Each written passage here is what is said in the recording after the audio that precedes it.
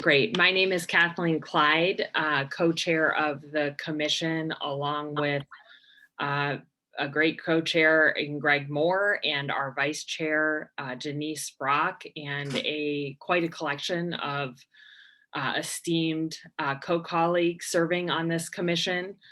We are an independent, nonpartisan commission made up of volunteer members, ranging from academics, political party officials, community representatives, and others from across the state. We have three main goals. We are modeling a thorough and robust engagement process in the redistricting process in Ohio. We are working to develop and demonstrate citizen-derived principles for our redistricting process. And we are working together to draw unity maps based on the community input and the feedback that we receive at hearings such as this that we will begin tonight. So what I would like to do is turn it over to my colleague, co-chair Greg Moore, to take the role. Thank you, co-chair Clyde, and thanks to all of the commissioners for making it again today. We've had great attendance at all of our hearings. I'm really glad you all made it back and have been very active. I know, but since this last meeting with your committee meetings, as well as some of your other activities that you've done around the state. So thank you. So I'm going to take attendance real quick and turn it right back over to co-chair Clyde, who can get the witnesses going. So I'm going to call your name. Just please say present, and that'll be fine. Barbara Sykes. Present. Tom Roberts. Present. Andre Washington. Present. All right. Katie Shanahan. Present. Kathleen Clyde. Present. Greg Moore, present. Janice Brock. Present. Sorry, I couldn't unmute myself. All right. Present. Thank you. Sam Gresham. Sam was just with us earlier at the committee meeting, but I'm sure he'll join us later. Key Butler. Present. God bless. Dick Gunther. Present. All right. Thank you, Greg. Chris Trevino. Present. All right. Jeremy Blake. Here. And Jeremy, we're going to ask you to say a few opening words also before we get started, or as we get started from your position there in Newark, if that's okay with you. Oh, don't worry, just to say you're glad we're in the region. I think that's fine. Oh, okay. All right. Dr. Ellen Green-Bush, are you present? I'm present. All right. Alan Bannister, are you present? I don't see Alan. Alan, you're not here? Okay, we'll wait and see.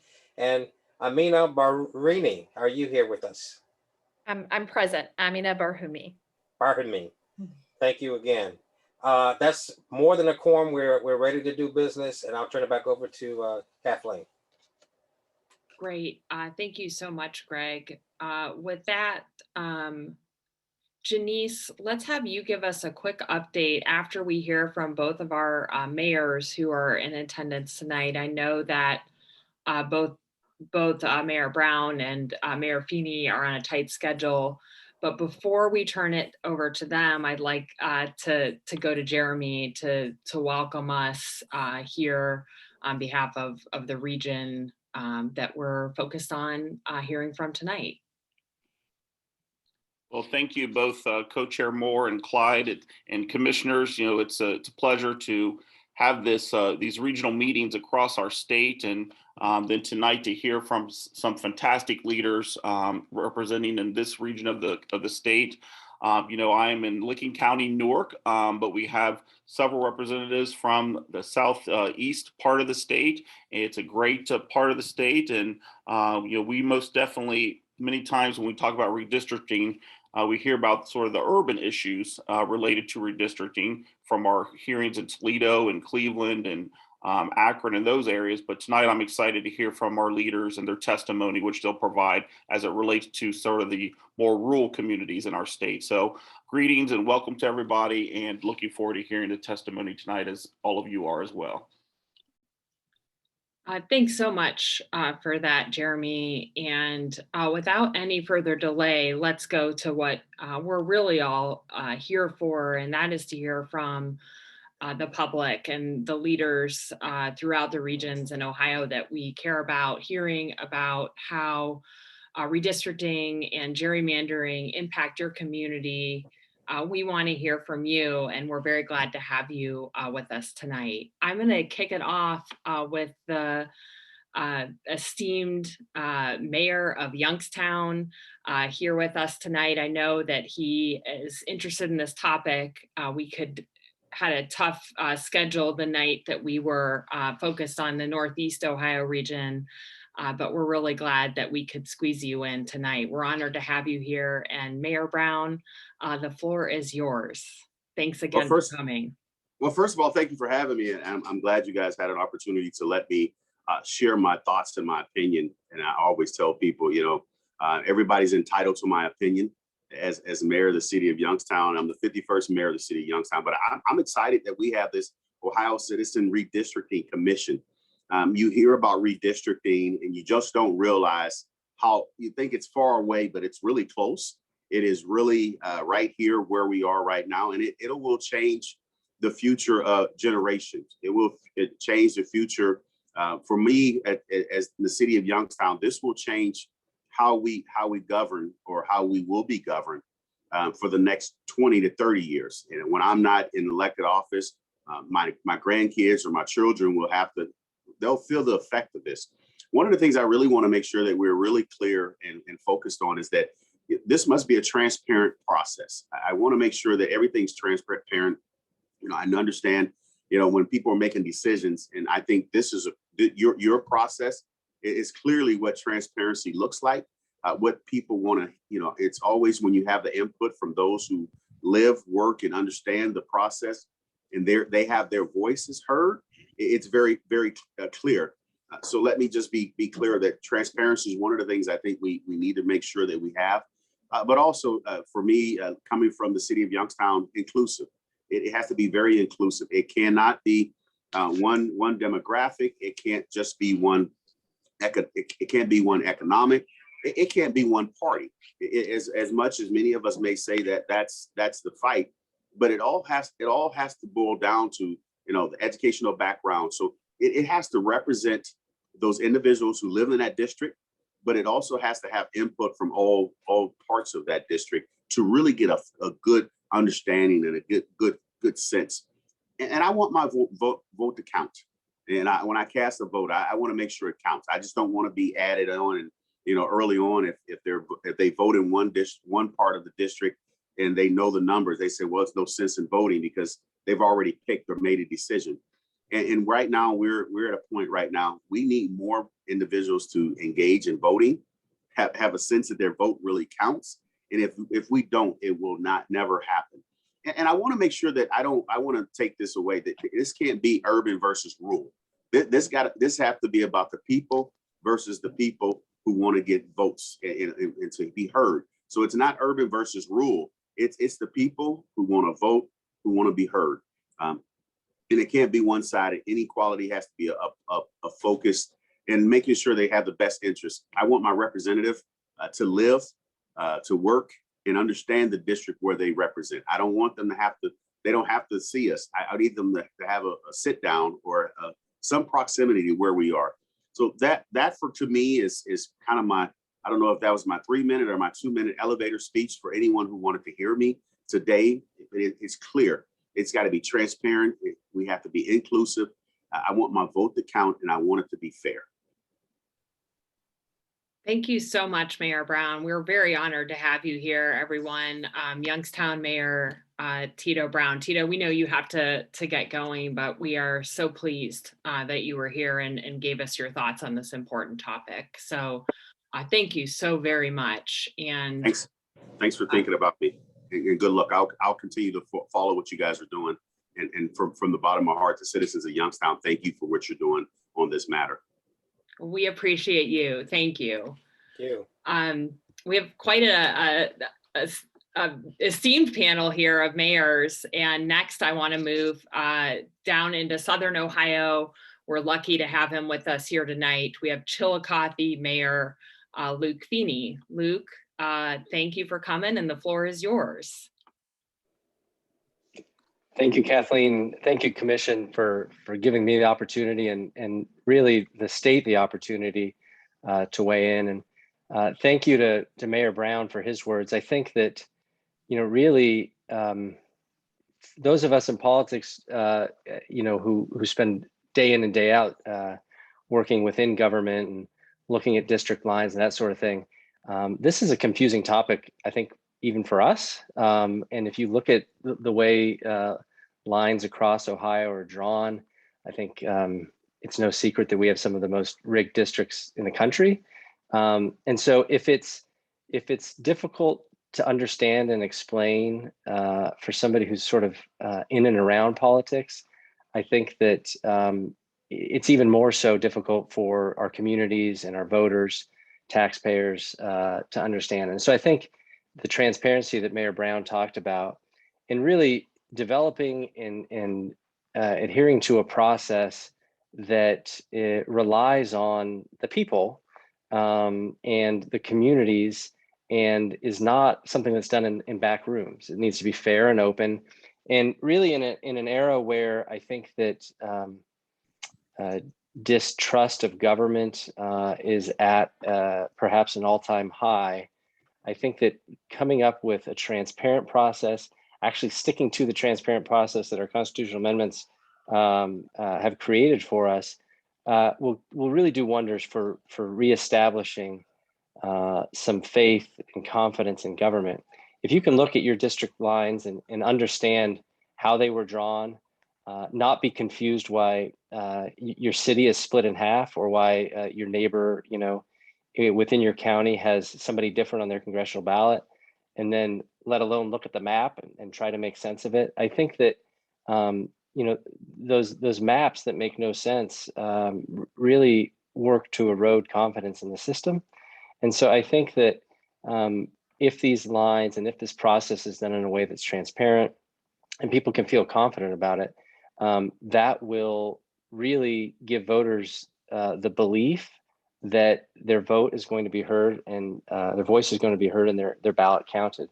I think that the sad fact is that like Mayor Brown mentioned, if you believe that your district is so rigged, you may be of the belief that there's no point in voting, and that is simply not a state of affairs that we can have in Ohio or in this country. And so really, if we have more fair districts, we have better participation, we have better representation, and we have a more responsive government.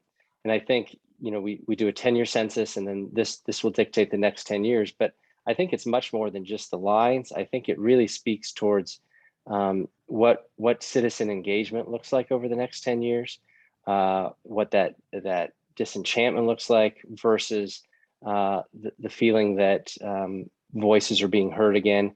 And I think it's really important that communities are kept together, being understood.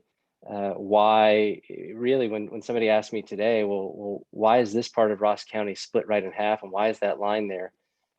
I don't have a good answer for them. And I think that if communities and citizens and the people are part of the process, and they're not strange lines drawn in back rooms, I think that we will have much more confidence in the system. So I'll echo Mayor Brown's thoughts on the transparency, and just even more forward with that the confidence that we can instill in voters and participation, and really in our system of government. I think there'll be leaps and bounds. And I think that if that leads to less one party rule, so be it. I think that over time, these things ebb and flow. I think that a fair process benefits all parties over time, but moreover, it benefits the communities that we live in. And really, at the end of the day, making sure that everybody has a voice and is heard, I think is the penultimate goal here. So I'll cede my time. I appreciate the opportunity to speak tonight, and I appreciate the work that the Commission's doing. Mayor Feeney, we appreciate you. Tom, I'm going to hold off on questions on these two witnesses just because of their schedules. So we'll come back to you, and hopefully you can turn your question into maybe a comment to help us all think through what the mayors had to say to us. And I just want to say thank you for that testimony, Mayor, and keep an eye on the work we're doing. We'll keep you informed, and we appreciate your important perspective, and the people that you're serving in your region are important to us. So thank you. Thank you so much. Take care. Bye-bye. With that, I'm going to put a pin in just briefly on our speaker lineup and turn the floor back over to our Vice Chair, Janice Brock, who typically would start our meeting off with a little update on where we are generally with the commission and redistricting in Ohio. Take it away, please, Janice. Thank you. Absolutely. Thank you so much. Good evening, everybody. My name is Janice Brock. I am from Akron, Ohio, which is the Northeast Ohio area. So I'm honored to be here with the commission, serving as the vice chair. I just have some quick updates. I know we've been meeting, and I want to just talk about some of the work that's already come out of this commission. There have been over 1,900 maps collected from around the state, describing their communities, giving their input and what is important about their districts, their communities. And we're just so excited that folks have been eager and interested in sharing what their community looks like and wanting to be involved in this process. So I'm excited that we have those 1,900 maps and that we are continually getting more. And for significance, for those who may be, with us for the first time, maps like those will be community maps will be helpful to the commission when drawing their unity maps, taking in the information from the community through these maps, through testimony and things like that. So we're excited that folks have been interested and that we're moving right along. In addition, this commission had come together and just got to work.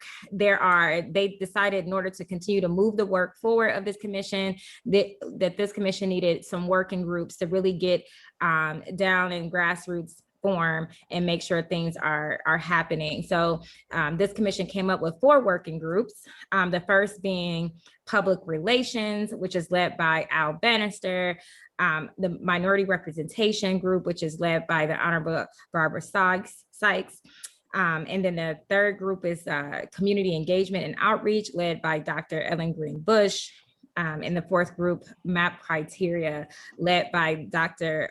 Richard Gunther. So we're excited that this commission is getting to work, putting these working groups together, and we'll be coming forward with updates and contributing to how this commission is moving forward.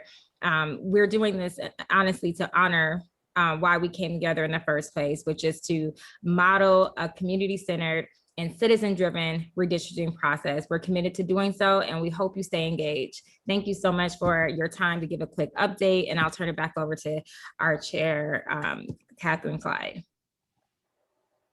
Thank you so much, Vice Chair Brock. We appreciate that update and all the work that all of you are doing, especially our work group leads. And I know there's a lot going on, so thanks to everyone.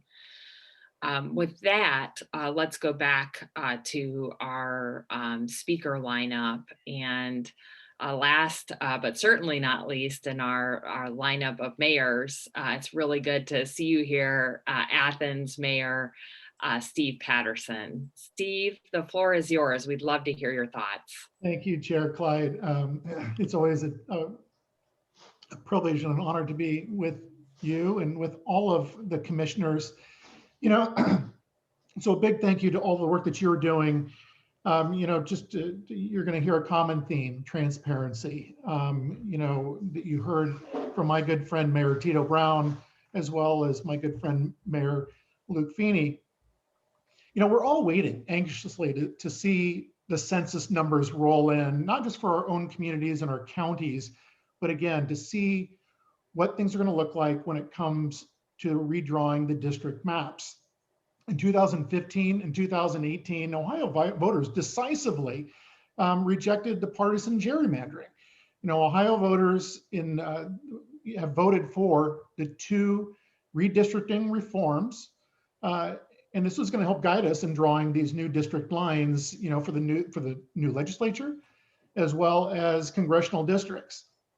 The thing that troubles me the most right now is changing those rules. You know, and especially changing those rules this late in the process, which has been proposed by the Ohio Senate Chair Matt Huffman, and it would be detrimental to the spirit of what those 2015, 2018 reforms were all about.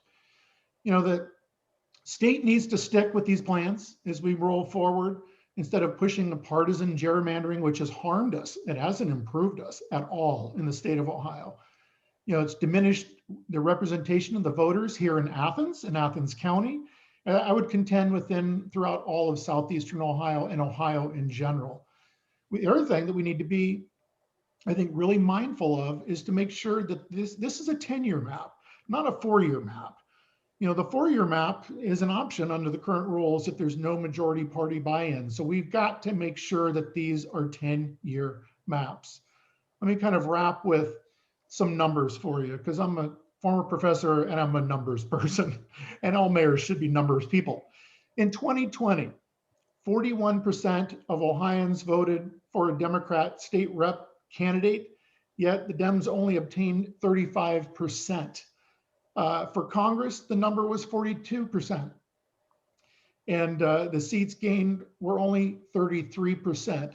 I think the data speaks for itself, you know, and so therefore, the commission, I really hope that we need to continue to push forward with fair and transparent districting. And with that, Madam Chair, I cede my time and appreciate the opportunity to speak before all of you. Mayor Patterson, thank you so much for that. And I just want to ask Tom, or if any others, we have time for a couple questions. Steve, if you have a few minutes, do any of the commission members have any questions for Mayor Patterson? Scanning. Mr. Moore? Yeah.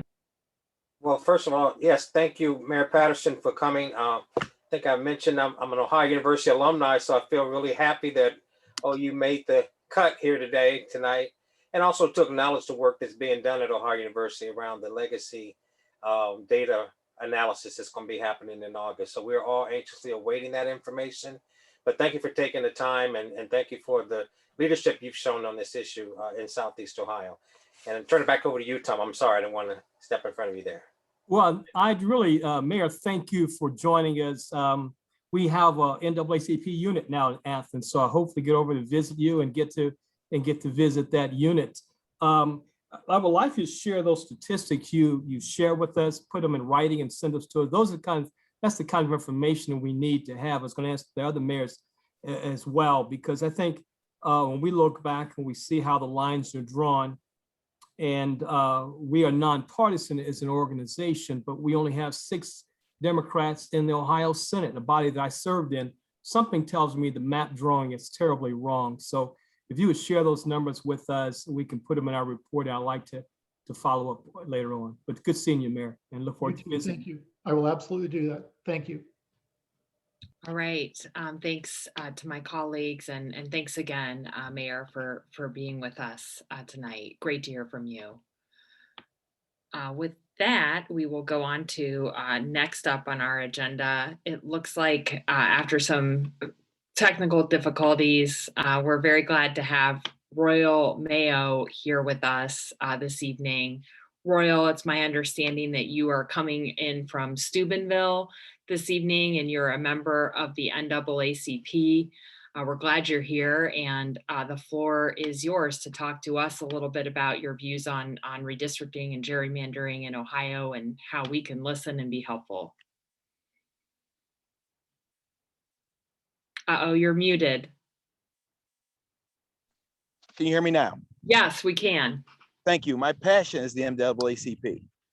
For 20 years, I've been registering voters and fighting for people to have the ability to vote freely. Just recently, I decided to get in the politics side, and I got 78% in my primary. So I'm a councilman-elect now, but I won't start office until January. But I can remember back in 2010, 2011, the NAACP Executive Committee had a meeting with then-elect Governor Kasich. And he said everything he did in the districting was going to be to help Republicans. And that's exactly what he did. There's been times where we had 16 congressional seats and there would be more ballots actually cast for Democrats, but Republicans would get 12 out of the 16 seats. And that doesn't make any sense. And that's not about me being a Democrat or Democrat leaning, but it's about the people being able to pick people who represent their interests. If I should be able to vote for whoever I want, and I should know there's a chance or an opportunity for my vote to count to get the people I want elected. People get discouraged and don't want to take part in the process. And then when you have like what we have in our state party right now, and our state elected officials right now, you can start putting in rules that further restricts the ability for people to vote, that there's no rhyme or reason for them to happen. You do it under the guise of voter integrity. We want to protect the vote, where there's no voter fraud that you can point to that says that you need to do that to protect something that doesn't need to be protected. And all it does is marginalizes the ability for people who you don't think will vote for you to be able to vote at all. And we've been dealing with that. And then you see, and you look at the numbers, and you keep looking at the numbers, and our numbers keep shrinking. I can remember just a few years ago when we had, out of the 33 Senate seats, we had 10 Senate seats that were Democrat. But just a few years before that, out of the 33, we had a majority. Now we're down to, Tom, my president of NAACP, Tom Roberts, said, now we're down to 6.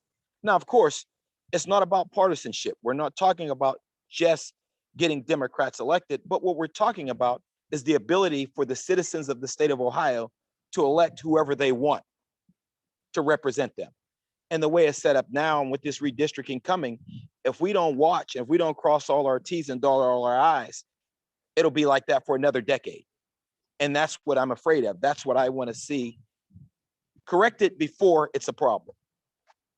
So I don't know how much time I have, but my phone is at 4%. I've been traveling all day, and I'm actually in Pittsburgh right now. And I was hoping that my phone didn't die before I had a chance. I'm down to 3%, but it's a pleasure. And I'll continue to register voters. I'll continue to fight, and I'll continue to do everything I can to help with this process.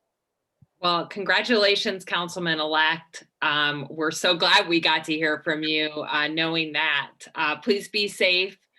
Thank you for your input. We will take that under careful consideration. And thanks for all you do out there to engage voters despite the obstacles, many of which you talked about in your Okay, and hey, I'd like to thank my good brother, Andre Washington, for thinking of me and inviting me to be a part of this. And thank you. Thanks a lot. Yeah, and congratulations, Royal. Yes, well deserved. You've been doing that work for years and years. Thanks, Greg. I think that's Greg Moore, my brother, Greg. I think that's him. That's but me. It is. I'm gone. All right, great. Thanks, everyone. And thanks, Andre, too, for working with us to get Royal here. That was really important to be able to hear from him. And he was also instrumental in getting Mayor Tito here again. So thank you, Andre. Oh. Thanks, Andre. I didn't realize that. We appreciate you very much. Let's move on. Next on my list, I have an old friend again, John Russell, founder of The Holler, among many other titles. I know he's done a lot of work organizing voters and working with voters too. So John, we're really glad to have you here, and the floor is yours. Hi, thank you, Kathleen, and hello, everybody. I'm really glad that Royal's phone held out there for the last 3%. That was great. My name is John Russell, and I grew up in the Ohio Valley, and I recently moved back here to start this local media site called The Holler. I'm living in Belmont County now. What I have to say is pretty simple. Work is supposed to pay off in this country, and workers in Southeast Ohio and Appalachia built the country. We mined the coal, we made the steel, we supply the natural gas that everybody is using right now. But where's our wealth for that, right? It's always sucked out by extractive industry.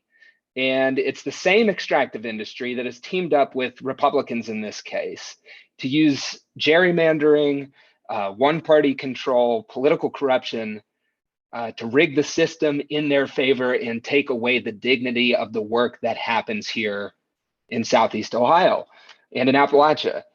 To me, it's a classic mutual back scratching arrangement. These giant companies supply the campaign assets. They've got, a constellation of dark money groups and media networks. And in this case, the Republicans return a system that allows these companies to legally rob workers. And then, on top of all of that, they draw these maps so that it is impossible for them to lose, and they haven't. No seat in Ohio has changed hands since those maps were drawn a decade ago. And to me, that's corruption. That's corrupt as hell. But the thing is, who is going to make that an issue? Because there is only one party right now that can win, and they're doing the corruption, right? And that is a huge deal. It might be a little too simple, but I think it is really important to remember the absolute basics here. The whole point of America is that no matter where you're coming from, you get to choose the government, right? We get to pick our leaders. That is literally what democracy is. And when these maps are drawn on purpose so that elections really do not matter, it is literally by definition ending democracy. It is ending accountability or competition of ideas, ending representation, and our chance to govern ourselves. That is not American. It's against the whole point of the country, no matter which party is doing it. I think that's really important too. But it's really stark now to me. I think there are clear sides here. And on one side, you have democracy, you have competitive elections, you have districts that look like America, that are urban, suburban, rural, that have all races, all incomes, all of us together deciding where we're going to go. And on the other side, you have got anti-democracy, you have grift, you have money and power that is working for its own interest against what the people are really voting for. And thanks to the mayor of Athens for kind of giving numbers to how that's been unfolding. But we've seen this all has consequences, and we've seen it over and over again, from the run up to January 6th all the way to right now, where holding those accountable for that is a political risk. And to me, there's no more issue that's more serious than ironing this out to getting to a place where we have fair elections. I think the words are really old. They may be cliche, but I think they're still true. We have got a republic if we can keep it, but we have to put in the work to do that. And for it to happen, we have to have fair elections, which is why I'm really appreciative of the time that you've given to me today and for hearing from everybody else who's spoken on this issue. So thank you so much, everybody. John, thank you.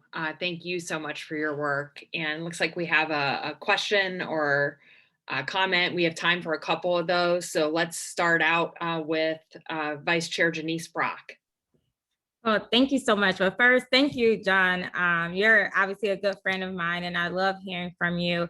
You do a really good job of with the holler and being able to talk about these different issues with the lens of someone who lives in a rural area, coming from Appalachia. So you wear a lot of different hats here. So are you able to talk a little bit more about specifically how redistricting either, affects someone who is a young professional who lives in, a rural area, and how you access the voting system or how you interact with the system in general?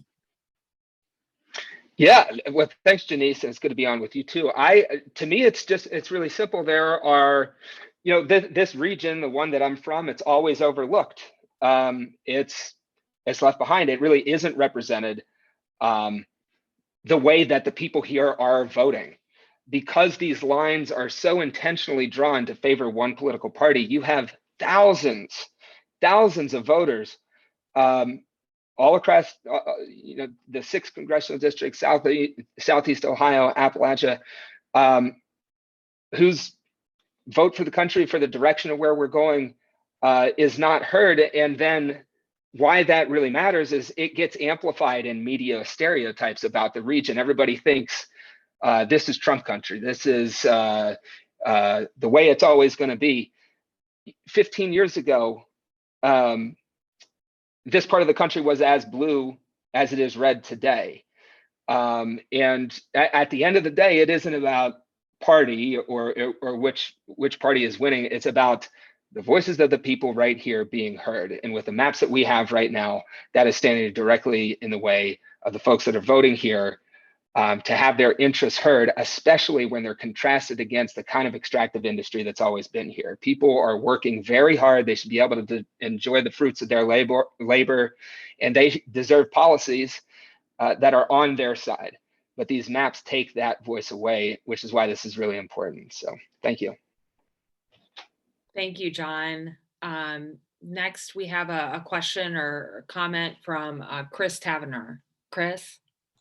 Hey, John, thanks for your thoughts. And I really appreciate how much you're focusing on extractive industries and the way that relates to the people who live in the Appalachian parts of Ohio. And I guess my question is specifically I wonder if you could unpack a little bit more the impact that it has upon your region when the districts are drawn in such a way that communities that have nothing to do, have none of the lived experience of Appalachia, are included in the districts that have parts of Appalachia in it. I'm thinking especially of I believe it's the 15th district, which I'm here in Columbus, and the border for that district is like 2 feet from my apartment across the street, and it goes all the way into Athens, which is just wild to me. So I wonder if you have any thoughts on how that impacts the way that people in Appalachia interact with their representatives, at least for Congress. Yeah, Chris, could you restate that for me again? I want to make sure I got the question right. Yeah, I guess how does the way that these districts are drawn currently in such a way that the district includes big chunks of regions of the state that aren't Appalachia, and how that impacts how people feel they're represented in the region for their congressional representatives when these districts are drawn in such a way that they're not describing the actual geographic place that people live in, especially for Appalachia with a district that goes all the way up into Upper Arlington and Columbus. Yeah, no, that's a great question. And I think that it's really hard to measure the impact of that because it's kind of like what doesn't happen as a result of that. One of the things that gets me all the time is, when in my remarks, I was talking about how workers here build the country. We make everything, right? But that wealth is always taken out of our regions, and there's really nobody to represent what could happen.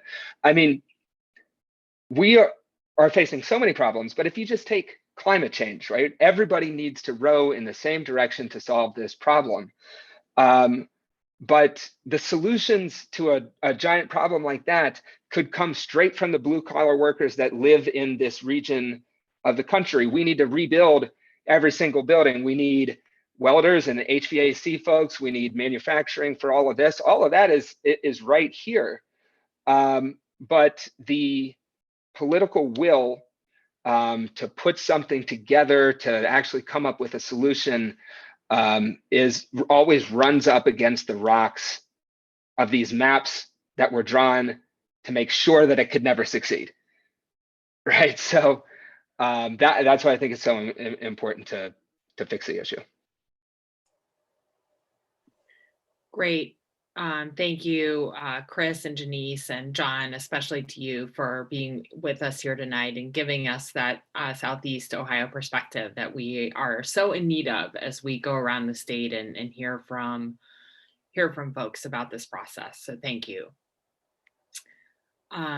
Next, Jeremy. I'm sorry, Madam Chair. I just had one question before we move on. I'm curious, after hearing from the mayors that we had heard tonight, and now we heard from John Russell and the work that he does, I'm just curious if he would agree or disagree. But myself, coming from Newark, Ohio, and serving in a medium-sized city, I'm just curious about the topic of fairness and assuring that elected officials that represent these communities, particularly these medium-sized cities that are in more rural area communities, the cities that spoke tonight and the cities that are in this region of the state are facing what I would consider and some would consider, quote, more overdoses, experiencing overdoses at epic levels. Substance abuse issues and mental health concerns are rapid in certain parts of these communities, but yet they don't have the same infrastructure or resources as some of our bigger cities in Ohio.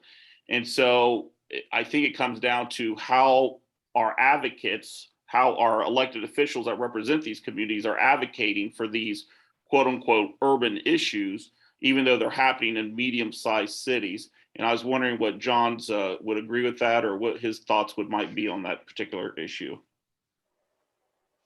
Yeah, thank you, Jeremy. And I got nothing but respect for the work that you're doing down in Newark. And I think that's another really good point. We have all of these mid-sized cities sprinkled across the state where the rubber is meeting the road in a real way. When you're grappling with an addiction crisis and very limited resources, you all are figuring out how to deal with it because you have to.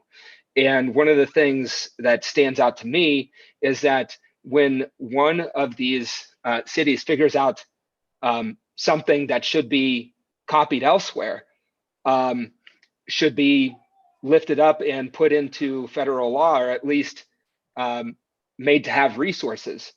Again, they run up against representation because of how the maps are drawn for where they are. These cities that are leading the way on really tough problems need people in Congress who are going to take what's going right and make it into federal law and put resources behind it. But that can't happen right now because of how the maps are drawn, and more importantly, the intention behind how those maps were drawn, which is oftentimes standing directly in the way of a solution to really important problems like the drug crisis that you got to deal with every day. Another reason to fix this issue. And thanks for the work that you do in the question. Thank you. Thanks, Jeremy. Thank you again, John. We appreciate having you so much. And without any further questions, I see I'm going to move to our last speaker that we have scheduled on our agenda tonight. Adrian, thanks so much for patiently waiting for us and for listening. We're excited to have you here. Our last speaker is Adrienne Molenkamp. She is the co-president of the League of Women Voters of Athens County. Thank you to you for being here and for all the work that you and the League are doing to advocate for fairness in this important issue. So without any further delay, welcome, and the floor is yours. Thank you for the opportunity to speak tonight. As you said, I'm Adrienne Molenkamp, co-president of the League of Women Voters of Athens County. The League is a nonpartisan volunteer organization dedicated to encouraging informed and active participation in government. Our organization has worked with voters for 100 years, and we've worked on redistricting reform in Ohio for about 50 years. Determining legislative districts is a basic part of our democratic system, but it's often done with little fanfare. Those district lines can influence who runs for office, how citizens are represented, and how citizens can connect with their representatives. And too often, the redistricting process focuses on increasing a political party's power rather than increasing citizens' power. Over the many years of League involvement, we've seen Democratic political gerrymandering and Republican political gerrymandering. Counties like Athens, with relatively small populations, have been split into different districts for the Ohio State House of Representatives, the Ohio Senate, and the US House of Representatives. Splitting communities into different districts makes representation more difficult, both for the citizens and the representatives. Sometimes people in our county don't realize they're in a different district from the majority of our county. Our county officials must work with multiple representatives. And when districts cover many partial counties, that means more work for the representative to connect with all the local officials and citizens. It's hard for representatives to justify visiting Athens County when they represent only a few thousand people here. Larger population centers will need to be split into different districts, but working to minimize those splits is better for everyone. The League of Women Voters has partnered with many people and organizations across Ohio to support redistricting reform. In 2015 and in 2018, the League worked with Ohioans to approve constitutional amendments that reformed our redistricting process. Both ballot measures passed by 70% or more. In 2018, the Ohio legislature recognized how important this issue is for citizens and worked with citizens and community organizations to write the ballot language. Now we are calling for the Ohio government and legislature to enact the reforms that Ohioans approved. Lawmakers should convene the Ohio Redistricting Commission. While we know that the pandemic has delayed census data, there is a lot of work that should be done now. Lawmakers and the commission should begin the process of getting public and expert input. They should lay the groundwork now for a smooth process when the census data is released. The League has worked on redistricting for many years and will continue working to see that the reforms are implemented and there are fair districts for all Ohioans. Thank you. Thank you, Adrienne. We appreciate your testimony and looking to my colleagues to see, do we have any questions? Katie Shanahan, please. I have a quick question. Adrienne, I really appreciated you pointing out that when you crack apart counties and there are legislative districts which are not anchored in those counties, but just sort of swoop in to get small portions of it, it means that there often isn't a lot of reason for the elected official to come check in on that portion of the county. And I think that that's true for so many places around the state. I'm thinking especially of Akron, for example, which is split into multiple congressional districts, none of which are really anchored in the city. And so the entire city can sort of feel like it's left behind.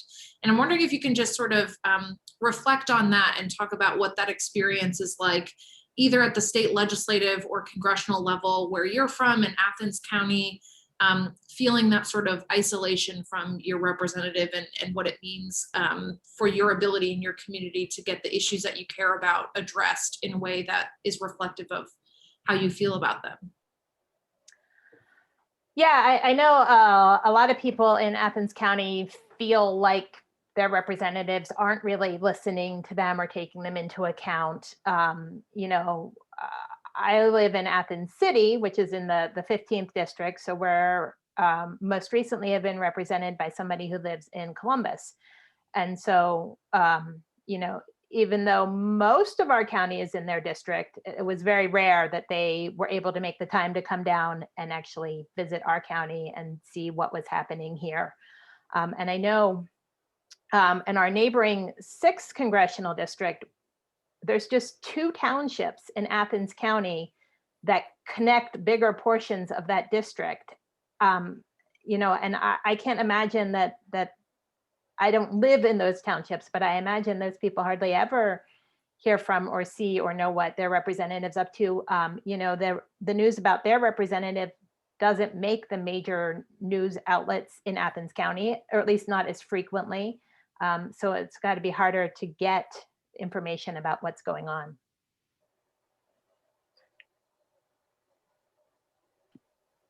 Great. Anybody else have a question? I don't have a question. I just have a comment. I just want to thank you for the great work that the League does all over the state. I am a proud, active member of the League of Women Voters for the last 14 years between Toledo and Columbus, Ohio. So thank you. Thank you. There's many people working across the state. Well, from this proud Kent League member, not quite as long as Andre, as usual, he has me beat. We are very grateful to you and to the work that your organization is doing all over the state. Thank you again, Adrienne, for joining us tonight. Keep up the great work. With that, we are through our list of speakers for the evening. I want to just flag for you tonight's focus was mostly on Southeast Ohio, and our next hearing date and time. Our next hearing will be focused on Southwest Ohio, public hearing on Thursday, July 22nd, 2021 at 6 p.m. The link to register will be provided and blasted out via our website and various social media channels. And we encourage folks to give testimony, to reach out to your networks, and let's continue to build the outreach to hear from the public that has so much at stake in this process, as we heard tonight. Katie, I'll go over to you, and then soon we'll go to Greg, who will close us out. Yeah, I just wanted to answer. I saw a question pop in the chat box from Martin asking for a brief summary of our redistricting process going forward, and also our commission's mandate. So I'll do a very quick summary, which is sort of laughable because our process is wild. There's two different systems.